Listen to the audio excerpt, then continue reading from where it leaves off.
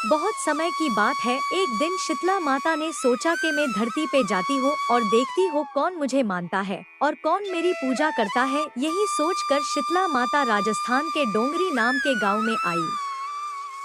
और शीतला माता गांव में घूम रही थी, तभी एक मकान के ऊपर से किसी ने चावल का उबला पानी डाला।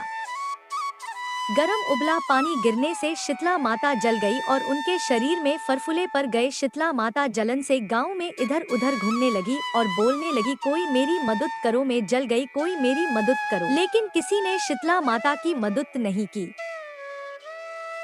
वहीं एक कुम्हारन अपने घर के बाहर बैठी थी। कुम्हारन ने देखा और बोला, बेचारी ये बूढ़ी माँ तो पूरी जल गई है और वो तपन सह नहीं पा रही।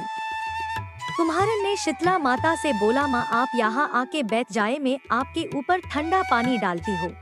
और कुम्हारन ने जब एक करवे से माता के ऊपर ठंडा ठंडा पानी डाला और बोली, माँ मेरे घर में कल रात की बनी राबड़ी रखी है, आप वो खा लो। बूढ़ी माँ ने जब रात की राबड़ी और दही खाया तो उनके शरीर की जो तपन थी वो कम हुई।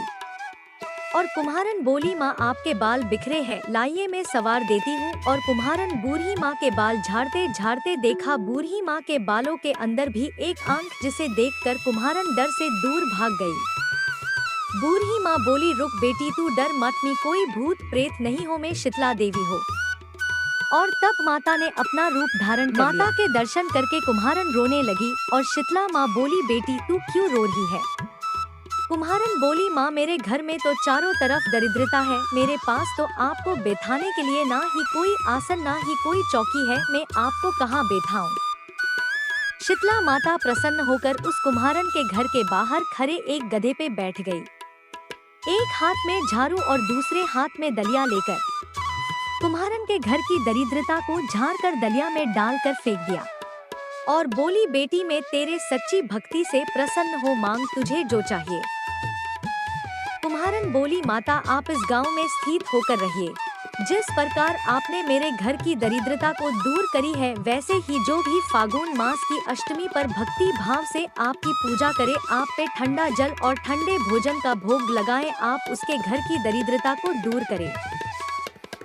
माता ने उस कुम्हारन को तथास्तु कहा और बोली, तू इस करवे का जल अपने झोपड़ी में छिड़क लेना, कल सारे नगर में आग लगेगी लेकिन तेरी झोपड़ी नहीं जलेगी। ऐसा कहकर माता अंतर ध्यान होगी और कुम्हारन ने ऐसा ही किया। रात हुई और सारे नगर में आग लग गई लेकिन कुम्हारन की झोपड़ी नहीं जली। ये देखकर नगर के राजा ने कुम्हारन को बुलवाया और उससे पूछने लगे, कुम्हारन सारे नगर में आग लगी लेकिन तुम्हारी झोपड़ी कैसे बच गई? तब कुम्हारन ने राजा को शीतला माता की कृपा की सारी बात बताई और बोली, मुझ पे शीतला माता की कृपा हुई है। उस दिन से राजा ने सारे नगर में ऐलान करवा दिया कि अब से शीतला अष्टमी के दिन किसी के घर में चूल्हा नहीं जलेगा और हर घर में शीतला माता को बासी भोजन का भोग लगेगा। हे शीतला माता, जैसी कृपा आपने उस कुम्हारन पर करी वैसे ही इस कथा को कहते सुनते सब पर करना। जय शीतला माता।